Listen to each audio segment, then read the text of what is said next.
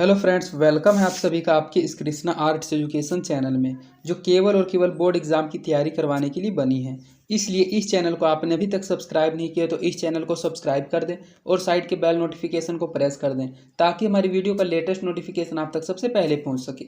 और अगर आप हमारे इस यूट्यूब चैनल पर नए हैं तो आप टेलीग्राम चैनल को भी ज्वाइन कर लें। टेलीग्राम चैनल का लिंक डिस्क्रिप्शन में दिया है और आप टेलीग्राम एप्लीकेशन में जाकर कृष्णा आर्ट्स एजुकेशन को सर्च करके भी इस चैनल को ज्वाइन कर सकते हैं, क्योंकि इस चैनल का जो भी स्टडी मटेरियल आपको प्रोवाइड किया जाएगा वो टेलीग्राम चैनल के माध्यम से ही किया जाएगा। और स्टडी मटेरियल के अलावा आपको टेलीग्राम चैनल पर प्रैक्टिस और क्विज भी करवाया जाएगा, इसलिए आप टेलीग्राम चैनल को अवश्य ज्वाइन कर लें। तो चलिए इस वीडियो में आगे की ओर बढ़ते हैं।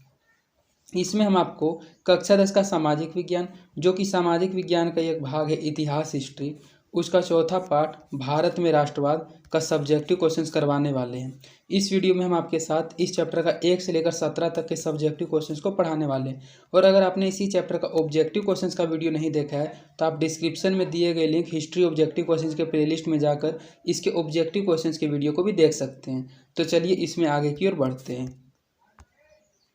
इसमें हमारा पहला क्वेश्चन है, भारत में राष्ट्रवाद के उदय के सामाजिक कारणों पर प्रकाश डालें।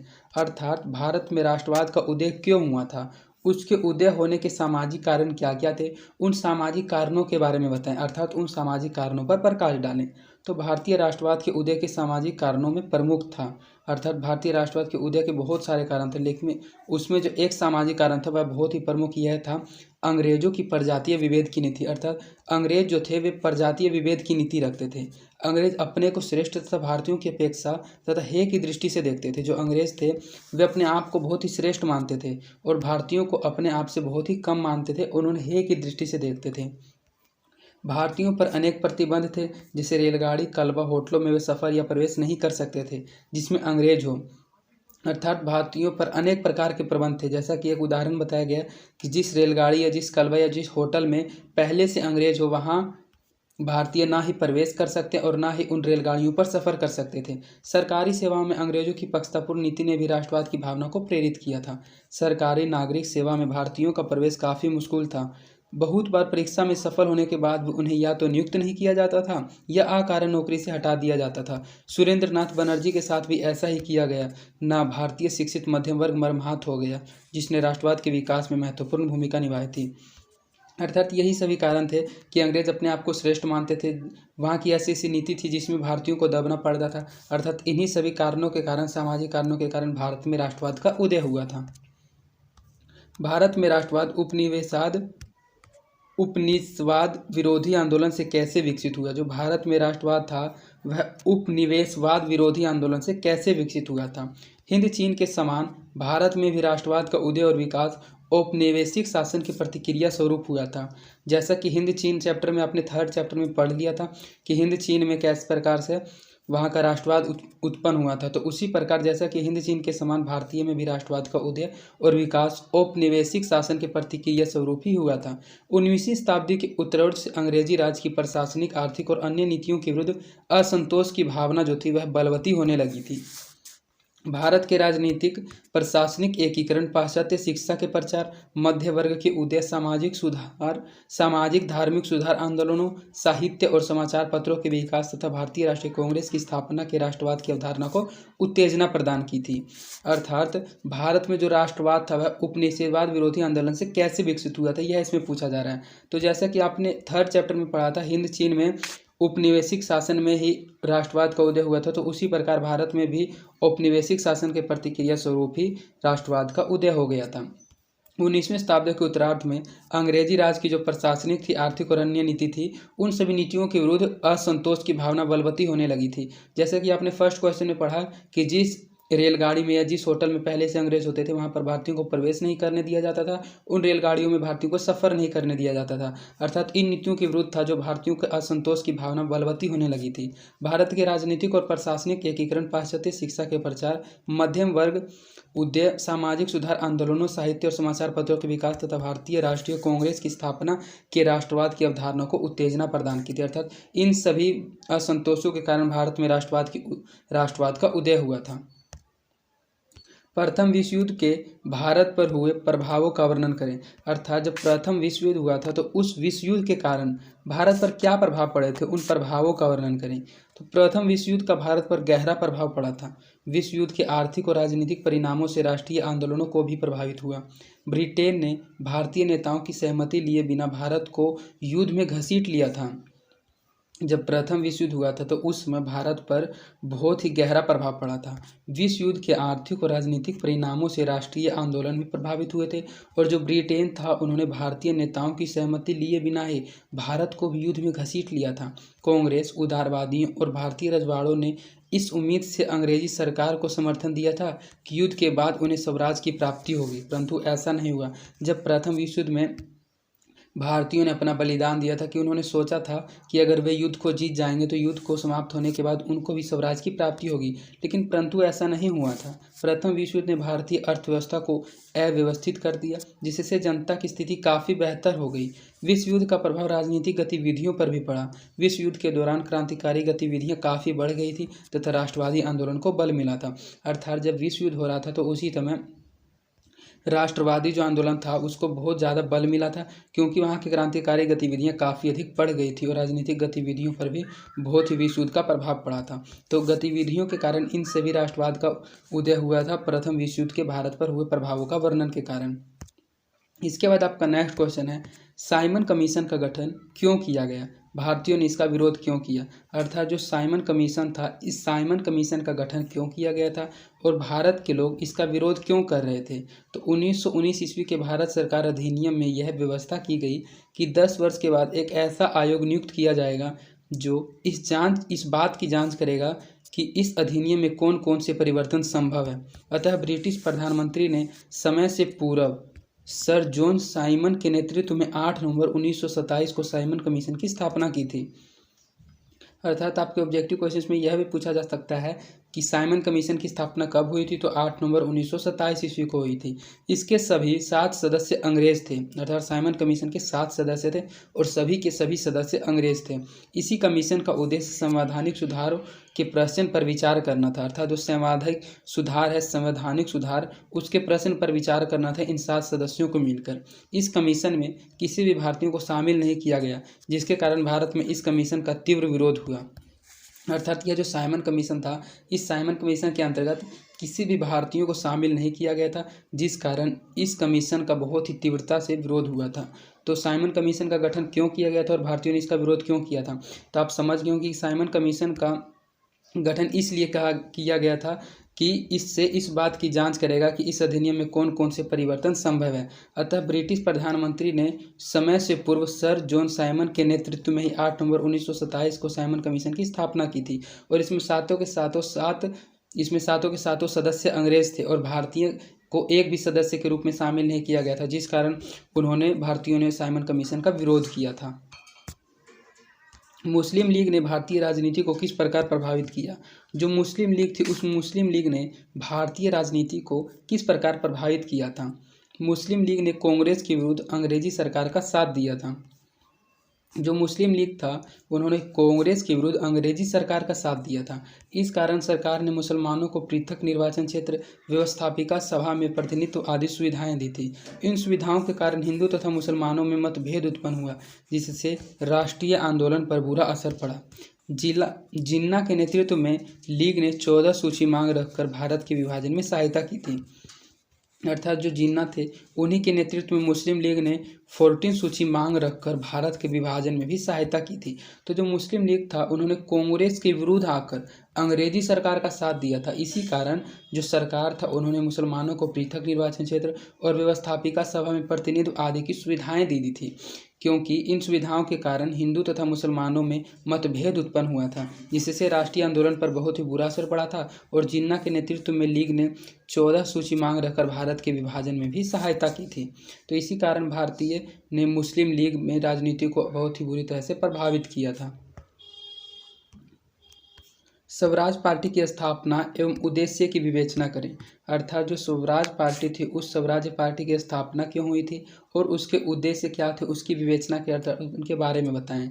तो असहयोग आंदोलन की एक समाप्ति से उत्पन्न निराशा और अशोक का प्रदर्शन 1022 में कांग्रेस के गया अधिवेशन में हुआ, जिसके अध्यक्ष चित्तरंजन दास थे। अर्थात जो असहयोग आंदोलन था उसकी एकाएक समाप्ति हो गई थी और उसकी एकाएक समाप्ति से उत्पन्न निराशा और अशोक का प्रदर्शन 1022 में कांग्रेस के गया अधिवेशन में हुआ था, जिसके अध्यक्ष थे चित्तरंजन दास। चित्तरंजन दास और मोतीलाल नेहरू ने कांग्रेस से असहमत होकर पद त्याग करते हुए 1922 ईस्वी में स्वराज पार्टी की स्थापना की थी। जो चित्तरंजन दास थे और मोतीलाल नेहरू, इन्होंने कांग्रेस से असहमत होकर अपने पद को त्याग कर दिया था और अपने पद को त्याग करते हुए 1922 ईस्वी में स्वराज पार्टी की स्थापना की थी। तो इसमें पहला था कि स्वराज पार्टी की स्थापना क्यों की गई थी, तो आप स्थापना के बारे में तो समझ गए, और इसके बाद इसका उद्देश्य क्या था इस स्वराज पार्टी की स्थापना करने का। तो स्वराज पार्टी के नेताओं का मुख्य उद्देश्य था देश के विभिन्न निर्वाचनों में भाग लेकर, व्यावसायिक सभाओं एवं सार्वजनिक संस्थाओं में प्रवेश कर सरकार के कामकाज में अवरोध पैदा किया जाए। वे अंग्रेजी द्वारा भारत में चलाई गई सरकारी परंपराओं का अंत चाहते थे। अर्थात जो अंग्रेजों द्वारा भारत में सरकारी परंपरा चलाई जा रही थी, उन परंपराओं का वे स्वराज पार्टी के नेताएं उनका अंत चाहते थे। उनकी नीति थी कि नौकरशाही की शक्ति को कमजोर कर दमनकारी कानूनों का विरोध करना तथा राष्ट्रीय शक्ति का विकास करना एवं सहायता पड़ने पर पद को त्याग कर सत्याग्रह में भाग लेना। अर्थात इसी कारण स्वराज पार्टी की गठन 1922 ईस्वी में की गई थी। और स्वराज पार्टी का मुख्य उद्देश्य यही था कि जो भारत में अर्थात भारतीयों के विरुद्ध गैर सरकारी परंपराएं चलाई जा रही है, उन गैर सरकारी परंपराओं का वे अंत चाहते थे और नौकरशाही की शक्ति को कमजोर कर दमनकारी कानूनों का विरोध कर राष्ट्रीय शक्ति का विकास करना चाहते थे। और वे सोचते थे कि अगर हमें आवश्यकता पड़ेगा तो हम अपने पद को त्याग कर सत्याग्रह में भी भाग लेंगे। तो यही था स्वराज पार्टी की स्थापना एवं उद्देश्य के बारे में विवेचना। इसके बाद आपका नेक्स्ट क्वेश्चन है, गांधी जी ने चंपारण में किस व्यवस्था के विरुद्ध किसानों को संघर्ष के लिए प्रेरित किया था। अर्थात जो गांधी जी थे उन्होंने चंपारण में किस व्यवस्था के विरुद्ध किसानों को संघर्ष के लिए प्रेरित किया था। गांधी जी ने चंपारण में 3 कठिया व्यवस्था के विरुद्ध किसानों को संघर्ष के लिए प्रेरित किया था। यह जो क्वेश्चन है जो बहुत ज़्यादा इंपॉर्टेंट है, जो लघु उत्तरीय क्वेश्चन में 2 नंबर के क्वेश्चन में बहुत बार पूछा जा चुका है, इसलिए आपको इसमें ध्यान रखना कि जो गांधी जी थे वे चंपारण जाकर 3 कठिया व्यवस्था के विरुद्ध किसानों को संघर्ष के लिए प्रेरित किया था। अर्थात यह जो 3 कठिया था, इस 3 कठिया के अंतर्गत किसान 1 बीघा खेती को करते थे, उनमें उनको सिर्फ 3 कट्ठा की ही खेती की उपज मिलती थी। इसीलिए गांधी जी ने इस व्यवस्था के विरुद्ध किसानों को संघर्ष करने के लिए प्रेरित किया था कि वे भी संघर्ष करके इस 3 कठिया व्यवस्था के विरुद्ध अपने आप को अनुबंधित न रहकर अपनी गुलामी को मुक्त कर सके। तो यही था गांधी जी ने चंपारण में किस व्यवस्था के विरुद्ध किसानों को संघर्ष के लिए प्रेरित किया था। तो आपको सिर्फ व्यवस्था का नाम याद रखना है, 3 कठिया व्यवस्था। 3 कठिया व्यवस्था के विरुद्ध ही गांधी जी ने किसानों को संघर्ष के लिए प्रेरित कर दिया था। गांधी जी ने खिलाफत आंदोलन को समर्थन क्यों दिया। अर्थात जो गांधी जी थे उन्होंने खिलाफत आंदोलन का समर्थन क्यों दिया था। गांधी जी ने हिंदू मुस्लिम एकता के लिए खिलाफत आंदोलन का समर्थन किया। अर्थात जो हिंदू और मुस्लिम थे, उन हिंदू और मुस्लिम दोनों की एकता के लिए ही गांधी जी ने खिलाफत आंदोलन का समर्थन किया था। क्योंकि गांधी जी को भारत में एक बड़ा जन आंदोलन असहयोग आंदोलन चलाना था, जो कि हम आपको ऑब्जेक्टिव क्वेश्चन में पढ़ा चुके हैं असहयोग आंदोलन के बारे में। तो जो गांधी जी थे उन्होंने खिलाफत आंदोलन का साथ इसलिए दिया था कि हिंदू और मुस्लिम एक हो जाए, और हिंदू और मुस्लिम के एक हो जाने के बाद गांधी जी भारत में एक बहुत ही बड़ा जन आंदोलन असहयोग आंदोलन चलाना चाहते थे। इसी कारण गांधी जी ने खिलाफत आंदोलन का समर्थन किया था। चंपारण आंदोलन कब हुआ था तथा इसके क्या कारण थे। जो चंपारण आंदोलन था, यह आंदोलन कब हुआ था और इस आंदोलन होने के क्या कारण थे। चंपारण आंदोलन अप्रैल 1917 ईस्वी में बिहार के चंपारण जिले में हुआ था। अर्थात जो हमने आपको 3 कठिया व्यवस्था के बारे में इससे पहले बताया था, उसी का यह लॉन्ग क्वेश्चन है। वो पूछा जाता था लघु उत्तरीय में, और इस टाइप का क्वेश्चन पूछा जाता है दीर्घ उत्तरीय में 5 नंबर के क्वेश्चन में। इसलिए यह क्वेश्चन भी बहुत ज़्यादा इंपॉर्टेंट है, इसको भी आपको अच्छे से ध्यान में रखना है कि जो चंपारण आंदोलन था वह कब हुआ था तथा इसके क्या कारण थे। चंपारण आंदोलन अप्रैल 1917 ईस्वी में बिहार के चंपारण जिले में हुआ था। बिहार में नीलेह गोरों द्वारा 3 कठिया व्यवस्था प्रचलित थी। जो नीलेह गोरों थे अर्थात अंग्रेज थे, उनको द्वारा 3 कठिया व्यवस्था यहाँ पर प्रचलित थी, जिसमें किसान को अपनी भूमि के 3/20 हिस्से में नील की खेती करनी होती थी। अर्थात 3/20 का मतलब है 1 बीघा में 20 कट्ठा होता है, तो 20 कट्ठा में से उसको 3 कट्ठा ही मिलता था और बाकी के हिस्से में नील की खेती करनी होती थी। किसान नील की खेती को नहीं करना चाहते थे, अर्थात जो किसान थे वहाँ के चंपारण के किसान वे नील की खेती नहीं करना चाहते थे, क्योंकि इससे भूमि की उर्वरता कम हो जाती थी, उसे उत्पादन का उचित कीमत भी नहीं मिलता था, जिससे उसकी स्थिति दयनीय हो गई थी। किसानों के पक्ष को लेकर महात्मा गांधी ने चंपारण में सत्याग्रह आंदोलन की शुरुआत की और ब्रिटिश सरकार को अंततः झुकना ही पड़ा था। अर्थात जो किसान थे वे नील की खेती नहीं करना चाहते थे, क्योंकि नील की खेती करने से उनकी ज़मीन की जो उर्वरता थी वह बहुत ही कम हो जाती थी, और वे जिस प्रकार का उत्पादन करते थे उनके उत्पादन के अनुसार उनको उचित कीमत भी नहीं मिलता था, जिससे उसकी स्थिति बहुत ज़्यादा दयनीय हो गई थी। और इसी कारण किसानों का पक्ष को लेकर महात्मा गांधी ने एक चंपारण सत्याग्रह के आंदोलन की शुरुआत की थी, और ब्रिटिश सरकार को इस आंदोलन के खिलाफ अर्थात इसमें झुकना ही पड़ा था। तो इस प्रकार वे तीन कठिया आंदोलन से मुक्ति पा रहे थे। तो यही था चंपारण आंदोलन कब हुआ था और इसके क्या कारण थे। तो चंपारण आंदोलन अप्रैल 1917 ईस्वी में हुआ था, और चंपारण आंदोलन को ही चंपारण सत्याग्रह भी कहा जाता है। इसलिए क्वेश्चन में आपसे यह भी पूछा जा सकता है कि चंपारण सत्याग्रह आंदोलन क्या है। तो जो चंपारण आंदोलन है वही चंपारण सत्याग्रह आंदोलन था। इसमें सिर्फ किसानों को तीन कठिया आंदोलन के विरुद्ध समर्थन किया था गांधी जी ने। इसके बाद आपका नेक्स्ट क्वेश्चन है, समाजवादी दल का गठन क्यों हुआ। जो समाजवादी दल था इस दल का गठन क्यों हुआ था। तो 20वीं शताब्दी के तीसरे दशक से भारत में समाजवादी विचारधारा का भी उदय और विकास हुआ था। अर्थात जब 20वीं शताब्दी का तीसरा दशक शुरू हुआ था तो उस तीसरे दशक से भारत में समाजवादी विचारधारा का भी उदय और विकास हुआ था। समाजवादी भी किसानों और मजदूरों की दयनीय स्थिति में सुधार लाना चाहते थे। जो समाजवादी थे वे किसानों और मजदूरों की दयनीय स्थिति में सुधार लाना चाहते थे। विश्वव्यापी आर्थिक मंदी जो कि 1929 से 1930 के बीच विश्वव्यापी आर्थिक मंदी हुई थी, उस मंदी ने सबसे अधिक बुरा प्रभाव श्रमिकों और किसानों पर ही डाला था। अतः समाजवादियों ने अपना ध्यान इन पर केंद्रित किया। कांग्रेस के अंदर वामपंथी के अतिरिक्त समाजवादी विचारधारा भी पनपने लगी थी। नेहरू सुभाष चंद्र बोस के अतिरिक्त जयप्रकाश नारायण, नरेंद्र देव, राम मनोहर लोहिया, अच्युत पर्यटवर्धन सरीखे नेता समाजवादी कार्यक्रम अपनाने की मांग करने लगे। इनके प्रयासों से 1934 ईस्वी में कांग्रेस समाजवादी दल की स्थापना की गई थी। अर्थात ये जो नाम बताया गया, नेहरू, जवाहरलाल नेहरू, सुभाष चंद्र बोस, जयप्रकाश नारायण, नरेंद्र देव, राम मनोहर लोहिया, अच्युत पटवर्धन सरीखे नेता समाजवादी कार्यक्रम अपनाने की मांग करने लगे थे, और इनके प्रयासों से ही 1934 ईस्वी में कांग्रेस में समाजवादी दल की स्थापना हुई थी। तो समाजवादी दल का गठन क्यों हुआ था, तो आप समझ गए कि समाजवादी दल का गठन इसलिए हुआ था क्योंकि जब विश्वव्यापी आर्थिक मंदी हो गई थी तो उस मंदी के कारण श्रमिकों और किसानों पर बहुत ही बुरा प्रभाव पड़ा था और उनकी स्थिति दयनीय हो गई थी। अर्थात उनकी स्थिति को सुधारने के लिए समाजवादी दल का गठन किया गया था, और इसका गठन किया गया था नेहरू, सुभाष चंद्र बोस, जयप्रकाश नारायण, नरेंद्र देव, राम मनोहर लोहिया, इन सभी समाजवादी नेताओं के कार्यक्रम अपनाने की मांग करने लगे थे। इसी कारण इनकी प्रयासों से 1934 ईस्वी में कांग्रेस समाजवादी दल की स्थापना की गई थी। गांधी जी ने असहयोग आंदोलन क्यों आरंभ किया था। अर्थात इससे पहले ही आपने क्वेश्चन में पढ़ा कि गांधी जी ने खिलाफत आंदोलन का साथ इसलिए दिया था क्योंकि वे चाहते थे कि हिंदू और मुस्लिम एक हो जाए, और वे दोनों एक हो जाने के बाद वे एक जन आंदोलन चलाना चाहते थे, असहयोग आंदोलन। तो गांधी जी ने इस असहयोग आंदोलन का आरंभ क्यों किया था और यह प्रथम जन आंदोलन कैसे था, इसके बारे में बताएं। तो यह क्वेश्चन बहुत ज़्यादा इंपॉर्टेंट है, जो हम आपको कहते हैं कि इस क्वेश्चन को अच्छे से याद कर लीजिएगा। और अगर आपको हमारे पढ़ाने पर समझ नहीं आए तो आप टेलीग्राम चैनल में ज्वाइन होकर PDF के माध्यम से भी इन क्वेश्चन को जरूर पढ़िएगा, इसलिए आप टेलीग्राम चैनल में भी अवश्य ज्वाइन हो जाएं। तो गांधी जी ने असहयोग आंदोलन क्यों आरंभ किया था, यह प्रथम जन आंदोलन कैसे था।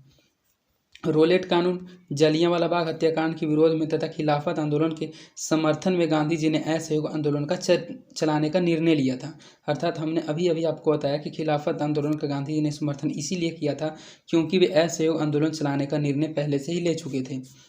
इसका उद्देश्य अर्थात असहयोग आंदोलन का उद्देश्य स्वराज्य की प्राप्ति था। इसमें समाज के विभिन्न वर्गों के लोगों ने पहली बार व्यापक रूप में भाग लिया था।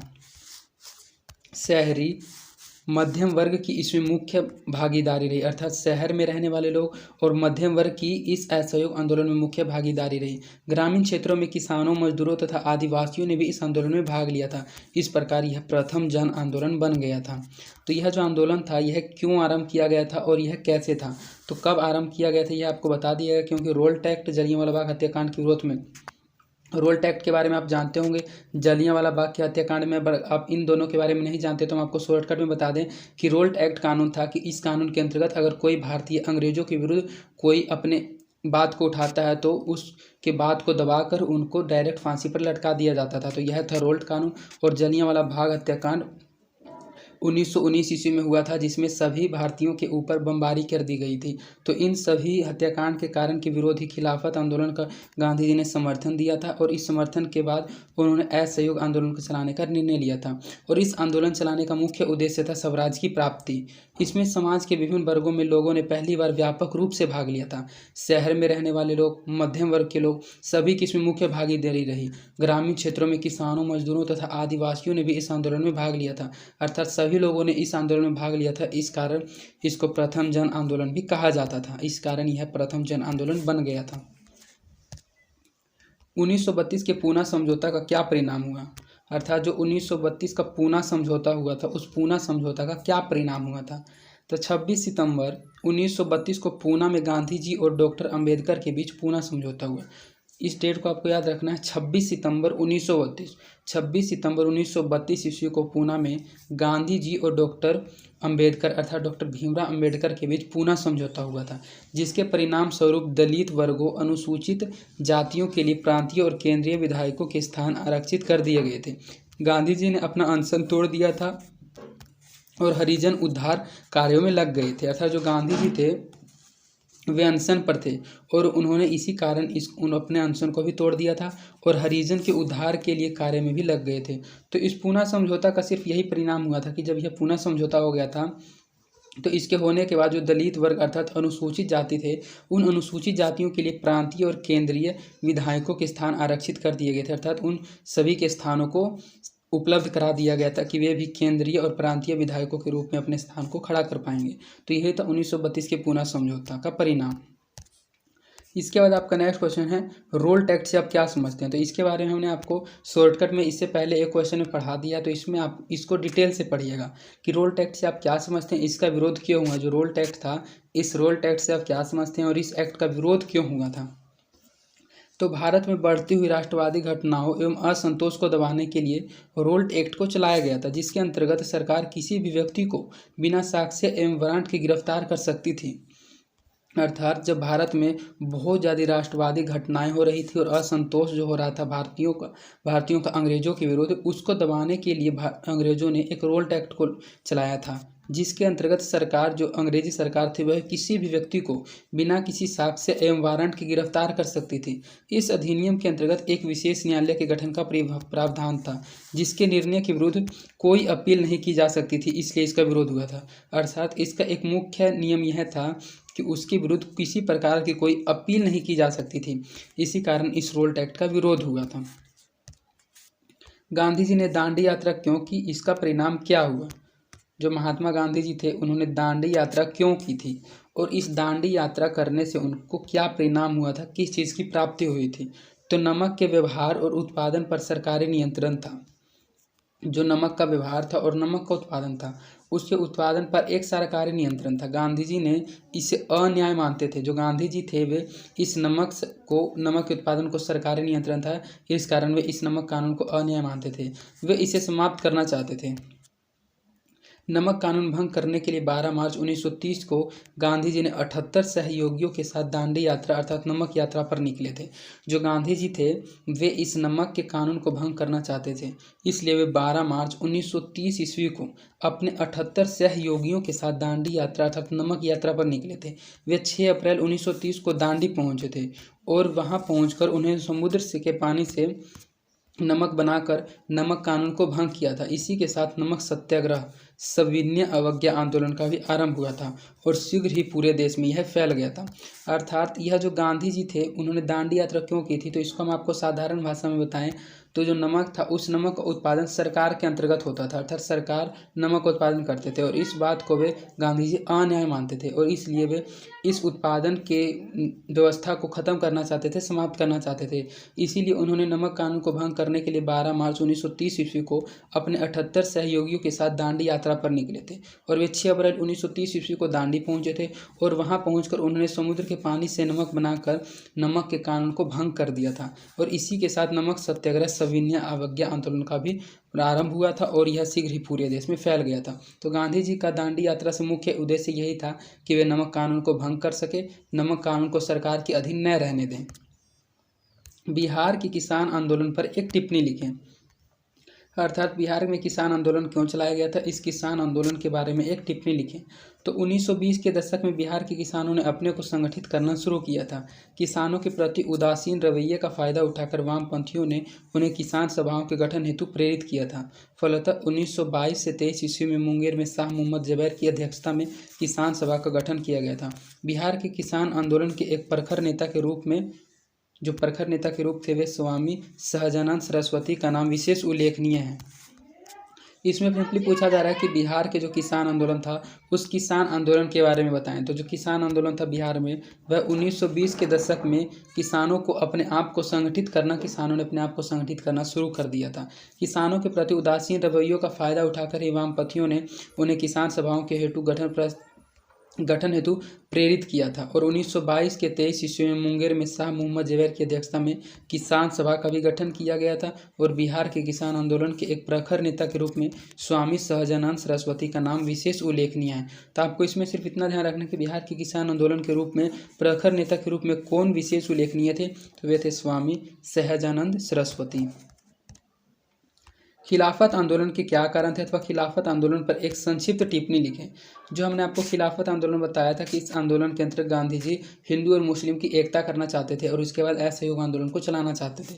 तो यह जो खिलाफत आंदोलन था इस खिलाफत आंदोलन के क्या कारण थे और खिलाफत आंदोलन पर एक संक्षिप्त टिप्पणी भी लिखें। तो तुर्की का सुल्तान खलीफा इस्लामी जगत का धर्मगुरू भी था। जो तुर्की का सुल्तान था वह खलीफा इस्लामी जगत का धर्मगुरू भी था। सेवर्स की संधि द्वारा उसकी शक्ति और प्रतिष्ठा नष्ट कर दी गई। इससे भारतीय मुसलमान उद्वेलित हो गए। खलीफा को पुराना गौरव या उसकी प्रतिष्ठा को पुनः स्थापित करने के लिए 1919 ईस्वी में अली बंधु ने खिलाफत समिति बनाकर आंदोलन करने की योजना बनाई थी। 17 अक्टूबर 1919 ईस्वी को खिलाफत दिवस मनाया गया। 1924 ईस्वी में तुर्की के शासक मुस्तफ़ा कमाल पाशा द्वारा खलीफा के पद को समाप्त कर देने से खिलाफत आंदोलन स्वतः समाप्त हो गया था। जो खलीफा थे वह खलीफा के पद को समाप्त कर दिया था तुर्की के शासक मुस्तफ़ा कमाल पाशा ने और इस खलीफा के पद को समाप्त कर देने से ही खिलाफत आंदोलन अपने आप ही समाप्त हो गया था। तो खिलाफत आंदोलन के बारे में एक संक्षिप्त टिप्पणी में सिर्फ आपको इतना समझना है कि जो तुर्की के सुल्तान थे खलीफा इस्लामी, वे इस्लामी जगत के धर्म गुरु भी थे और सेवर्स की संधि के द्वारा उसकी शक्ति और प्रतिष्ठा भी नष्ट कर दी गई थी। इससे भारतीय मुसलमान जो थे वे उद्वेलित हो गए थे और खलीफा का पुराना गौरव उसकी प्रतिष्ठा को पुनः स्थापित करने के लिए 1919 ईस्वी में अली बंधु ने खिलाफत समिति बनाकर आंदोलन करने की योजना बनाई थी और 17 अक्टूबर 1919 ईस्वी को खिलाफत दिवस मनाया गया और 1924 ईस्वी में तुर्की के शासक मुस्तफ़ा कमाल पाशा ने खलीफा पद को समाप्त कर दिया था। तो उनके खलीफा पद के समाप्त कर देने से ही खिलाफत आंदोलन अपने आप समाप्त हो गया था। इसके बाद आपका इस वीडियो का लास्ट क्वेश्चन है साइमन कमीशन पर एक संक्षिप्त टिप्पणी लिखें। तो इससे पहले भी आपने कुछ क्वेश्चंस में साइमन कमीशन के बारे में कुछ बात पढ़ी है, तो उसी साइमन कमीशन पर एक संक्षिप्त टिप्पणी लिखने के लिए कहा जा रहा है। जिस प्रकार आपने इससे पहले क्वेश्चन में पढ़ा खिलाफत आंदोलन पर एक संक्षिप्त टिप्पणी, उसी प्रकार साइमन कमीशन पर एक संक्षिप्त टिप्पणी लिखें। साइमन कमीशन के गठन का उद्देश्य 1919 ईस्वी के अधिनियम द्वारा स्थापित उत्तरदायी शासन की व्यवस्था में किए गए प्रयासों की समीक्षा करना एवं आवश्यक सुझाव देना था। साइमन कमीशन फरवरी 1928 ईस्वी में भारत में आया था। जो साइमन कमीशन था उसका गठन के उद्देश्य था 1919 ईस्वी के अधिनियम द्वारा स्थापित उत्तरदायी शासन की व्यवस्था में किए गए प्रयासों की समीक्षा करना तथा आवश्यक सुझाव देना था। साइमन कमीशन भारत में फरवरी 1928 ईस्वी में आया था। आयोग के बम्बई अर्थात जिसको वर्तमान में मुंबई कहा जाता है, तो आयोग के मुंबई पहुंचने पर इसका स्वागत काले झंडों एवं प्रदर्शनों से किया गया एवं साइमन कमीशन वापस जाओ के नारे लगाए गए। देश भर में विरोध प्रदर्शन हुआ जिसका जवाब अंग्रेजी सरकार ने लाठी से दिया था। अर्थात जो साइमन कमीशन था, इससे पहले हमने आपको बताया था कि जो साइमन कमीशन था उसके गठन में 7 अंग्रेजी सदस्य थे और एक भी भारतीय सदस्यों को शामिल नहीं किया गया था, जिस कारण साइमन कमीशन का विरोध करते हुए भारतीयों ने काले झंडे से प्रदर्शन किया था और एवं साइमन कमीशन वापस जाओ के नारे लगाए थे। और देश भर में विरोध प्रदर्शन हुए थे, जिसका जवाब अंग्रेजी सरकार ने लाठी से दिया था और इस प्रकार साइमन कमीशन का अंत हो गया था। तो यही था साइमन कमीशन के बारे में एक संक्षिप्त टिप्पणी।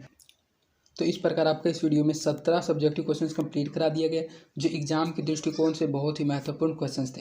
और अगर आपको ये क्वेश्चंस एक बारी में समझ नहीं आता है तो आप इस वीडियो को एक बार स्पीड बढ़ाकर और ज़रूर देख लें, क्योंकि अगर आप इन क्वेश्चंस को सिर्फ अच्छे से समझे हुए रहिएगा तो आप एग्जाम में 100% अपने लैंग्वेज में कुछ ना कुछ आंसर जरूर लिख के आइएगा। और अगर आपको हमारी वीडियोज़ पसंद आती है तो आप अपने दोस्तों के बीच इन वीडियोज़ को जरूर शेयर करें और आप हमारे वीडियोज़ को लाइक भी जरूर करें, इससे हमारा मोटिवेशन बना हुआ रहता है। और आप हमारे इस यूट्यूब चैनल को भी जरूर सब्सक्राइब कर दें। तो आज के लिए इतना ही, धन्यवाद। Fearless.